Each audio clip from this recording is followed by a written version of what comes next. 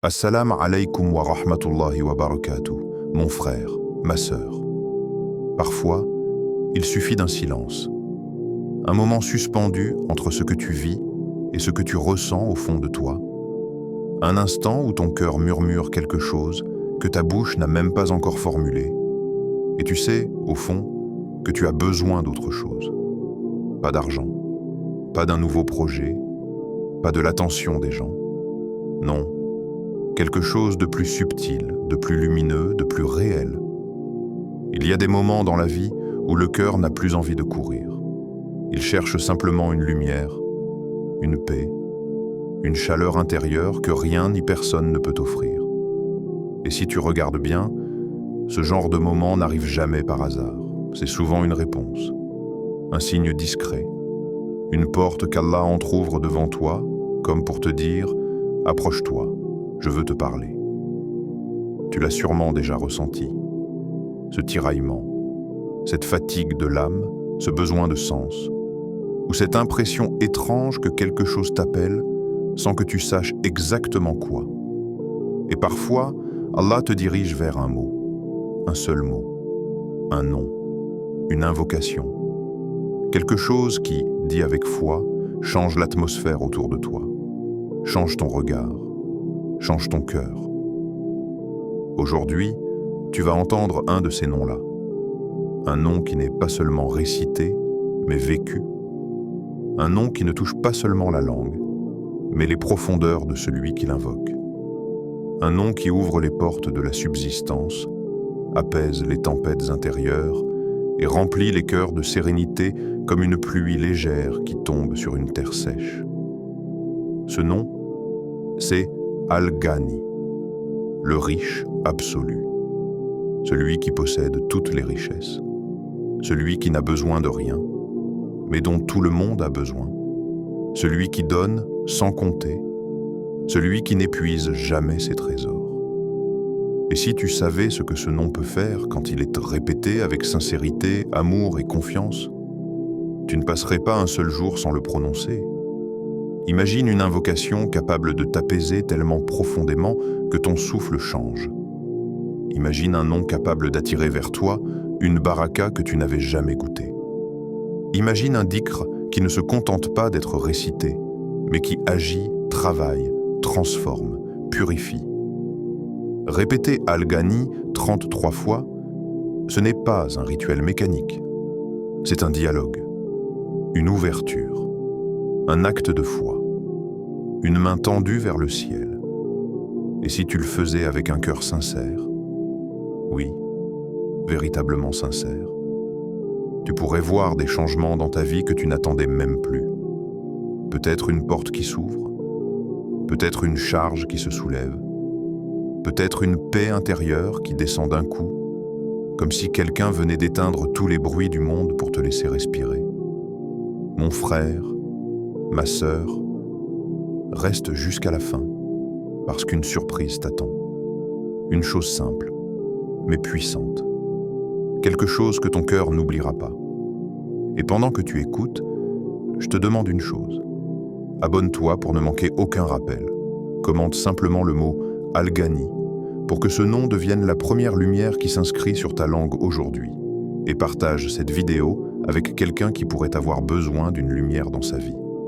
Ce n'est pas une simple vidéo, c'est une invitation, une guidance. Peut-être même un cadeau qu'Allah t'envoie à travers quelques mots. Prépare ton cœur, respire doucement et entre avec moi dans cette introduction, là où commence le voyage vers Al-Ghani. Al-Ghani, le riche absolu. Le nom Al-Ghani est l'un des 99 noms d'Allah, et chacun de ces noms révèle un attribut unique du Créateur. Parmi eux, Al-Ghani signifie le riche absolu, l'indépendant, celui qui ne dépend de rien ni de personne. Cette réalité dépasse la compréhension humaine ordinaire. Quand nous parlons de richesse dans notre quotidien, nous pensons automatiquement à l'argent, aux possessions, au confort matériel. Mais la richesse d'Allah n'a rien à voir avec ce que nous appelons richesse. Allah n'a besoin de rien. Il n'est pas affecté par le temps, par les événements ou par la volonté des créatures. Sa perfection est complète et sa suffisance est totale. Pour nous, au contraire, nous sommes toujours dans un état de besoin. Nous avons besoin d'air, d'eau, de nourriture, de sécurité, d'amour, de guidance et de protection. Nous avons besoin d'Allah à chaque instant, que nous le réalisions ou non. Et c'est exactement là que le dhikr d'Al-Ghani prend tout son sens. Chaque fois que nous répétons ce nom, nous rappelons à notre cœur la vérité fondamentale. Notre indépendance matérielle est illusoire. Notre sécurité absolue est entre ses mains. Et notre tranquillité ne peut venir que de lui. Dire Al-Ghani, Al-Ghani, Al-Ghani n'est pas une formule magique ni un mot de passe spirituel. C'est une invitation à entrer dans une relation intime avec Allah, à ressentir sa présence et à se rappeler que la vraie richesse n'est pas ce que nous possédons, mais la proximité que nous avons avec lui. Chaque répétition est comme une petite lumière qui entre dans le cœur, dissipant les ombres de l'anxiété, de la peur et de la dépendance aux biens matériels. Imagine ton cœur comme un champ fertile. Chaque fois que tu invoques Al-Ghani, tu plantes une graine.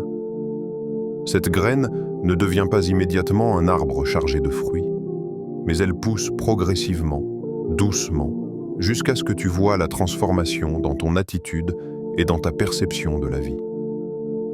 Tu commences à réaliser que les biens matériels sont temporaires, que les possessions peuvent disparaître, que les relations peuvent changer, mais la présence d'Allah est constante, inébranlable et parfaite. Cette conscience transforme la manière dont nous voyons le monde. Même si nous possédons beaucoup, nous restons humbles, reconnaissant que toute richesse réelle vient de lui. Même si nous manquons de quelque chose, nous ne sommes jamais pauvres, car la richesse d'Allah dans notre cœur dépasse toute mesure matérielle. Le Coran souligne cette vérité de manière puissante. C'est Allah qui est le riche, et vous êtes les pauvres. Sourate Muhammad, verset 38. Ce verset nous rappelle que notre statut dans le monde ne détermine pas notre vrai niveau de richesse. Nous pouvons être riches en biens, mais pauvres en foi, en patience et en gratitude.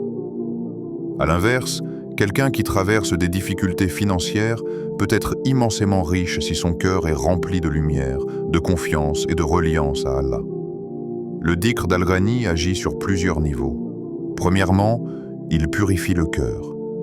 Nos craintes liées au manque et nos obsessions autour de l'argent se calment progressivement. Le stress qui accompagne souvent la gestion de nos besoins matériels diminue lorsque nous plaçons notre confiance dans le riche absolu. Deuxièmement, il renforce la gratitude. Chaque répétition nous rappelle que ce que nous avons, même si c'est peu, est une bénédiction qui vient d'Allah. Troisièmement, il nourrit la confiance et la sérénité. Nous apprenons à dépendre moins des circonstances extérieures et plus de la volonté divine. Le prophète nous a montré l'importance de ce type de reliance dans de nombreux hadiths. Il a enseigné à ses compagnons que l'invocation fréquente d'Allah ouvre des portes de paix et de sécurité dans le cœur, même dans les moments de crise. Cela signifie que même lorsque les dettes s'accumulent, même lorsque les opportunités semblent manquer, et même lorsque les épreuves s'intensifient, le dhikr nous relie à une source infinie de soutien et de provision. Enfin, pratiquer le dhikr d'Al-Ghani est aussi un rappel de notre rôle dans le monde. Nous ne sommes pas les maîtres de notre destin matériel, mais nous sommes responsables de notre comportement, de notre gratitude et de notre patience. La répétition de ce nom nous aide à aligner notre cœur sur les vérités divines, à transformer notre perception du besoin et du manque, et à expérimenter une richesse intérieure que l'argent ne peut jamais acheter. En résumé, répéter Al-Ghani, c'est entrer dans une relation profonde et vivante avec celui qui est la source de toute suffisance. C'est planter une graine dans ton cœur, une graine qui fleurira en confiance, en paix et en gratitude. C'est comprendre que la vraie richesse est spirituelle et que tout le reste n'est qu'une conséquence. Pourquoi répéter ce nom 33 fois? Le chiffre 33 est omniprésent dans la pratique du dhikr islamique et il ne s'agit pas d'un hasard. Après chaque prière obligatoire, le prophète a enseigné à ses compagnons de réciter Subhanallah 33 fois, Alhamdulillah 33 fois et Allahu Akbar 34 fois. Ce rythme particulier n'est pas arbitraire. Il crée une structure, un flux, une discipline qui purifie le cœur et élève l'âme. Lorsque nous répétons Al-Ghani 33 fois, nous entrons dans ce même rythme méditatif. Il ne s'agit pas seulement de compter les répétitions, mais de les vivre avec attention et conscience. Le chiffre 33 est suffisant pour créer un impact profond sur l'état intérieur, sans être trop long pour perdre l'attention ou trop court pour ne pas provoquer de transformation. Chaque répétition devient un souffle de rappel, une affirmation silencieuse que notre subsistance, notre avenir et notre sérénité dépendent uniquement d'Allah. Le dhikr répétitif a un effet scientifiquement et spirituellement reconnu sur le cerveau et le cœur. La répétition rythmée calme l'esprit, réduit le stress et génère un sentiment de sécurité et de paix. Dans le contexte islamique, cette pratique renforce également la foi, iman, en ancrant dans le cœur la vérité que tout ce qui arrive dans la vie vient d'Allah. Le dhikr de 33 répétitions agit comme une méditation guidée, où chaque mot est une étape vers la tranquillité intérieure et la reliance divine. Répéter Al-Ghani 33 fois a plusieurs effets concrets. 1. Affirmer la dépendance à Allah. Chaque répétition est un rappel que notre avenir, nos besoins et notre sécurité ne dépendent pas de notre argent, de nos relations ou de nos efforts seuls. Ils dépendent de la volonté du Créateur. 2. Renforcer la confiance et réduire l'anxiété. Quand le cœur comprend profondément que la provision est une affaire d'Allah, les inquiétudes liées à l'argent et à la subsistance diminuent. Les pensées de peur ou de manque se transforment en certitude et sérénité. 3. Élever le cœur. Le dhikr n'est pas simplement un acte verbal, il est un acte du cœur.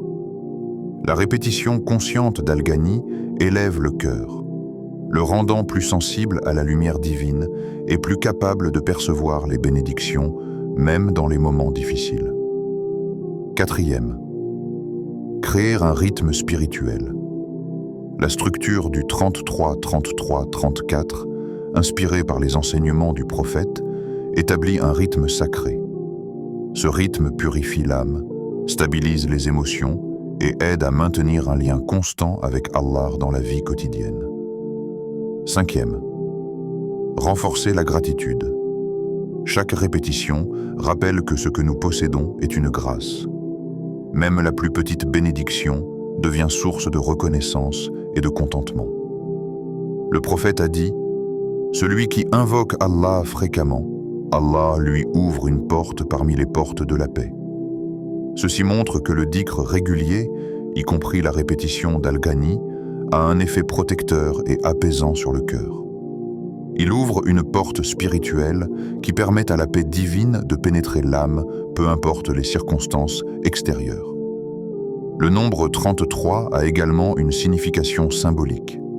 Dans le Coran et les hadiths, certains nombres réapparaissent de manière régulière et symbolisent l'équilibre, l'harmonie et la perfection divine. Répéter un nom d'Allah 33 fois s'inscrit dans ce cadre de symbolisme, créant une harmonie intérieure qui reflète l'ordre divin dans l'univers. Mais au-delà de la symbolique, le dhikr répété agit de manière pratique sur la psychologie du croyant. La régularité crée une habitude, l'habitude crée une discipline spirituelle, et cette discipline transforme le cœur. Un cœur habitué à invoquer Allah fréquemment devient moins vulnérable aux inquiétudes matérielles, plus patient face aux épreuves et plus joyeux face aux bénédictions.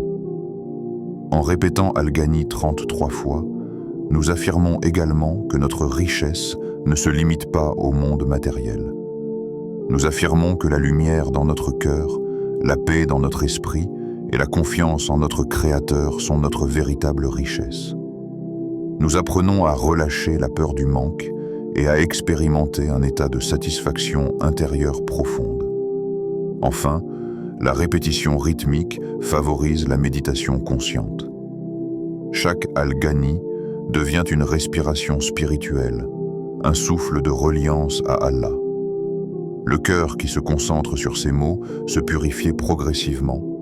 Les pensées négatives se dissipent et la lumière divine commence à illuminer les recoins de l'âme où se cachait l'inquiétude ou la dépendance excessive aux possessions. Ainsi, le chiffre 33 n'est pas seulement un nombre à compter, mais un outil pratique et spirituel qui permet aux croyants d'entrer dans une dynamique de reliance, de paix et de confiance. En suivant le rythme enseigné par le prophète, nous entrons dans une pratique ancestrale qui transforme le cœur et aligne l'âme sur la réalité divine. En résumé, répéter Al-Ghani 33 fois est une pratique complète et profonde. Elle élève l'âme, purifie le cœur, apaise l'esprit et nous relie à la richesse infinie d'Allah. C'est un acte simple mais puissant, qui transforme la perception de notre vie matérielle et spirituelle, et qui nous rappelle que la vraie richesse ne réside pas dans ce que nous possédons, mais dans la proximité que nous avons avec celui qui est le riche absolu. L'épreuve et la richesse, environ 1000 mots. Dans la vie du croyant, l'épreuve n'est jamais une simple punition.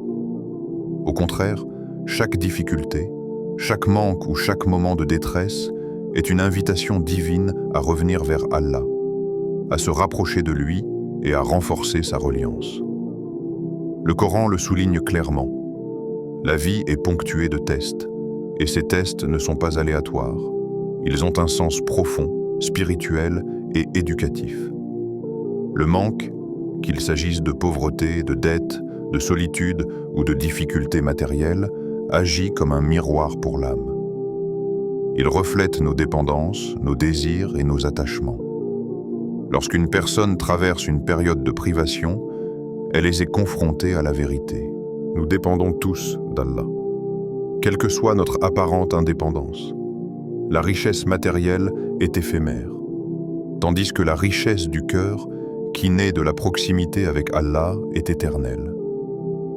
Allah nous rappelle dans le Coran: « Nous vous éprouverons certes par un peu de peur, de faim, de perte de biens, de vie et de fruits, et annonce la bonne nouvelle aux endurants. » Sourate Al-Baqarah. Ce verset nous enseigne plusieurs choses importantes. Premièrement, l'épreuve fait partie intégrante de la vie. Personne n'est exempt de défis, même les plus pieux. Deuxièmement, la souffrance n'est pas une fin en soi. Elle est un moyen de purification, un appel à renforcer notre foi et notre patience. Troisièmement, la promesse divine est claire. Les endurants, ceux qui persistent dans leur confiance et leur reliance à Allah, recevront des bonnes nouvelles. Ces bonnes nouvelles peuvent se manifester par la résolution des difficultés, par la paix intérieure ou par une sagesse et une maturité accrues. Invoquer le nom d'Allah Al-Ghani pendant une épreuve transforme la manière dont nous vivons la souffrance. Au lieu de percevoir le manque comme une menace ou un désastre, nous le voyons comme une opportunité de nous rapprocher de celui qui pourvoit sans compter. Chaque répétition de Al-Ghani agit comme un baume spirituel, un souffle de confiance qui apaise le cœur et transforme l'inquiétude en prière. Cette pratique a un effet profond sur l'âme. La douleur et le stress liés aux difficultés matérielles deviennent des instruments de purification. La répétition consciente du nom d'Allah nous rappelle que la richesse ne réside pas dans ce que nous possédons, mais dans la certitude que notre Créateur pourvoit toujours à nos besoins, visibles ou invisibles. Même si la situation extérieure ne change pas immédiatement, le cœur trouve un refuge et une stabilité intérieure qui ne peuvent être altérées par les circonstances. L'épreuve devient alors une porte. Derrière chaque porte, il y a Al-Ghani. Il est celui qui comble les manques, celui qui ouvre les chemins inattendus, celui qui fournit la subsistance et la sérénité au moment précis où l'on en a besoin.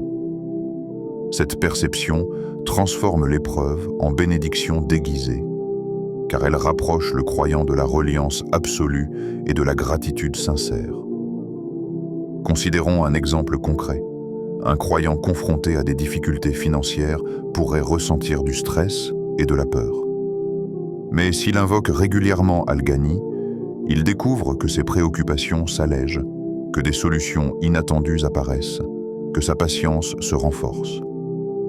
Même si le manque persiste temporairement, le cœur reste riche. Cette richesse intérieure est inestimable. Elle dépasse de loin les possessions matérielles, car elle est source de paix, de confiance et de sérénité durable. Le dhikr d'Al-Ghani pendant les épreuves agit comme une thérapie spirituelle. Il purifie le cœur des attachements excessifs aux biens matériels, développe la gratitude pour ce que nous avons déjà et fortifie la foi que tout ce qui nous arrive fait partie d'un plan divin. La répétition consciente de ce nom devient un acte de foi. Nous affirmons que la subsistance, la protection et la guidance viennent exclusivement d'Allah et que nos efforts humains sont secondaires à sa volonté. En conclusion, l'épreuve et la richesse ne sont pas opposées. La richesse véritable réside dans la capacité du cœur à rester ferme, confiant et reconnaissant face aux défis. En invoquant Al-Ghani pendant les épreuves, le croyant transforme la difficulté en opportunité spirituelle, la peur en confiance et le manque en méditation. Chaque épreuve devient alors un pas de plus vers une reliance profonde et une richesse intérieure qui ne dépend de rien ni de personne, hormis de celui qui est le riche absolu. Le prophète est la subsistance divine. Le prophète est l'exemple parfait de la confiance absolue en Allah. Même lorsqu'il vivait dans les conditions les plus modestes, parfois sans nourriture, parfois dans la pauvreté, il incarnait une richesse intérieure inégalée. Il attachait parfois une pierre sur son ventre pour calmer la faim, mais son cœur restait rempli de lumière, de patience et de satisfaction. La vie du prophète nous enseigne que la véritable richesse n'est pas dans la possession de biens matériels, mais dans la richesse du cœur. Comme il le disait lui-même, la richesse ne consiste pas en l'abondance des biens, mais en la richesse du cœur. Al-Bukhari, un Muslim.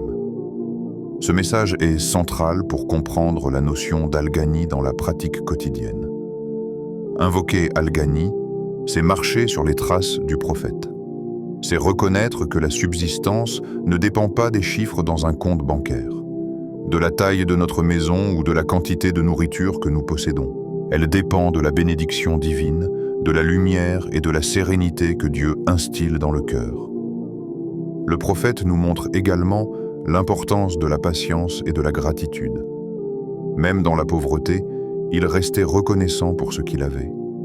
Il n'enviait pas ceux qui possédaient plus que lui, et il ne désespérait jamais de la providence d'Allah. Sa confiance totale en Al-Ghani est un exemple que tout croyant peut suivre. Invoquer Al-Ghani, c'est donc un acte de reliance totale. Chaque répétition du nom du riche absolu est une déclaration de foi. Nous affirmons que notre sécurité, notre subsistance et notre sérénité ne dépendent pas des circonstances extérieures, mais de la volonté divine. Cela permet de réduire l'anxiété et de transformer la peur de manquer en une certitude spirituelle que tout ce dont nous avons besoin nous sera accordé au moment approprié. L'expérience du prophète illustre aussi que la véritable richesse n'est pas seulement intérieure, mais aussi pratique. Son cœur riche lui permettait de rester généreux, compatissant et juste, même lorsqu'il n'avait pas de ressources matérielles abondantes. Il distribuait ce qu'il avait avec sagesse et gratitude, et jamais son manque matériel ne l'empêchait de manifester de la générosité. Le dhikr d'Al-Ghani nous connecte directement à cette dimension. Chaque répétition nous rappelle que nous pouvons être riches en foi, en patience et en gratitude, même si nos ressources matérielles sont limitées. Cela transforme notre rapport à l'argent et aux possessions. Au lieu de voir le manque comme une limitation, nous le voyons comme une occasion de renforcer notre reliance et notre confiance en Allah. Par ailleurs, invoquer Al-Ghani favorise une vision plus équilibrée de la vie. Nous apprenons à apprécier ce que nous avons, à rester serein face aux épreuves et à agir avec sagesse dans la gestion de nos ressources. Nous ne cherchons pas simplement à accumuler des biens, mais à cultiver une richesse durable, intérieure et spirituelle, qui ne peut être enlevée par aucune circonstance. Enfin, suivre l'exemple du prophète signifie comprendre que la subsistance divine est parfaite et suffisante. Même lorsque nos plans semblent échouer ou lorsque les opportunités sont rares, Allah pourvoit toujours à nos besoins de la manière la plus appropriée. Invoquer Al-Ghani est donc un moyen de se rappeler cette vérité, de renforcer la patience et de cultiver un cœur riche en confiance, en gratitude et en sérénité. En résumé, le prophète nous a montré que la véritable richesse est intérieure. La vie matérielle, bien qu'importante, n'est pas la source de la sérénité ou du contentement. Invoquer Al-Ghani, c'est marcher sur les traces du prophète. C'est transformer le manque en méditation, la peur en confiance et la pauvreté matérielle en richesse spirituelle. C'est une pratique qui ouvre le cœur, purifie l'âme et nous relie à celui qui était le riche absolu, dispensateur de toute subsistance et source de toute paix.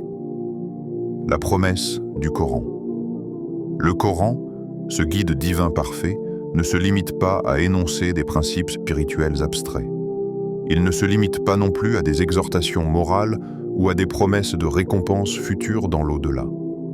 Sa richesse va bien au-delà. Il offre des solutions concrètes aux défis de la vie quotidienne, des issues à nos impasses et des ouvertures inattendues là où l'on croit ne plus avoir d'espoir. Quand Allah dit dans le Coran « Quiconque craint Allah, il lui donnera une issue et lui accordera une subsistance d'où il ne s'attendait pas » Sourate At-Talaq. Ce n'est pas une simple invitation à la crainte ou au respect. C'est une promesse, une certitude qui dépasse notre logique humaine.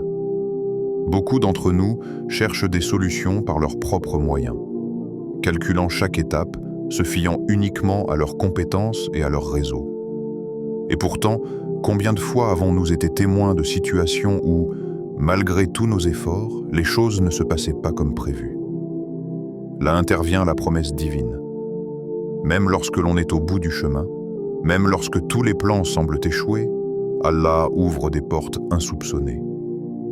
Cette promesse a une dimension spirituelle et pratique. Spirituellement, elle nous rappelle la valeur de la taqwa, de la conscience de Dieu. Cette conscience n'est pas une peur paralysante, mais une vigilance douce, un rappel constant que nous ne sommes jamais seuls. Et pratiquement, cette promesse se manifeste dans nos vies sous différentes formes. Un emploi inattendu, un projet qui se concrétise alors que tous les obstacles semblaient insurmontables, une rencontre providentielle qui change le cours de nos affaires ou de notre vie personnelle. Prenons un instant pour réfléchir à cette notion d'issue. Une issue n'est pas toujours ce que nous attendons. Parfois, elle est bien plus grande, bien plus belle que ce que notre esprit limité peut imaginer. Peut-être que vous priez pour une solution immédiate à un problème financier, mais Allah peut vous offrir quelque chose de bien plus précieux. La stabilité, la sérénité et des moyens qui dureront sur le long terme.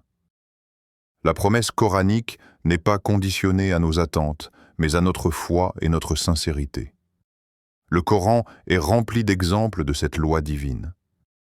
Souvenez-vous d'Abraham, Ibrahim, paix sur lui, et de son épreuve avec son fils.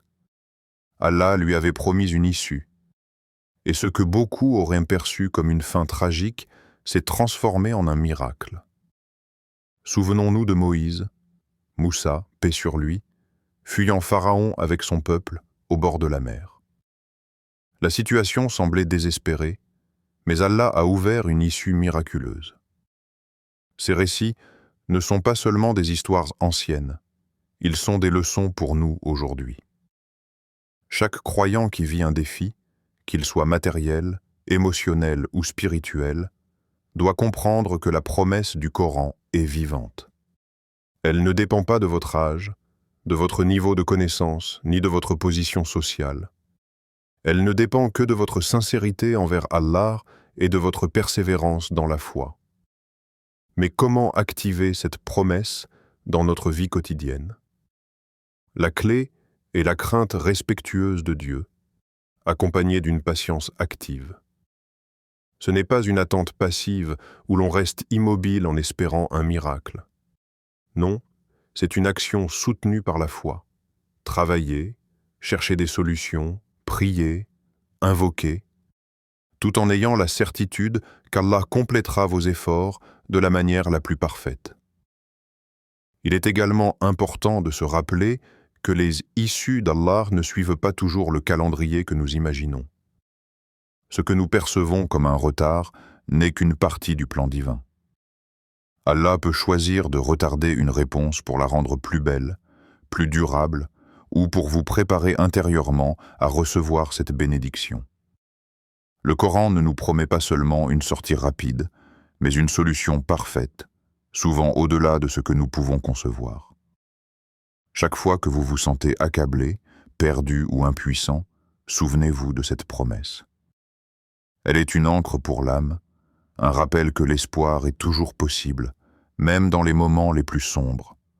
Lorsque vous combinez vos efforts sincères avec la crainte respectueuse et la confiance en Allah, vous devenez un participant actif à ce miracle divin.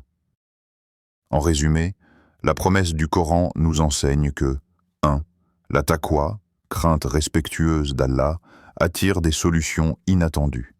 2. Les issues divines peuvent dépasser nos attentes les plus ambitieuses. 3. La patience et la persévérance sont essentielles pour que la promesse se réalise. 4. L'espoir doit toujours rester vivant, même lorsque la situation semble désespérée. Le Coran n'est pas seulement un livre de prières et de règles, c'est un guide vivant, une carte pour naviguer dans les tempêtes de la vie. En plaçant votre confiance en Allah, vous vous ouvrez à une réalité où chaque impasse peut devenir un tremplin, chaque difficulté un passage vers la lumière. Témoignage.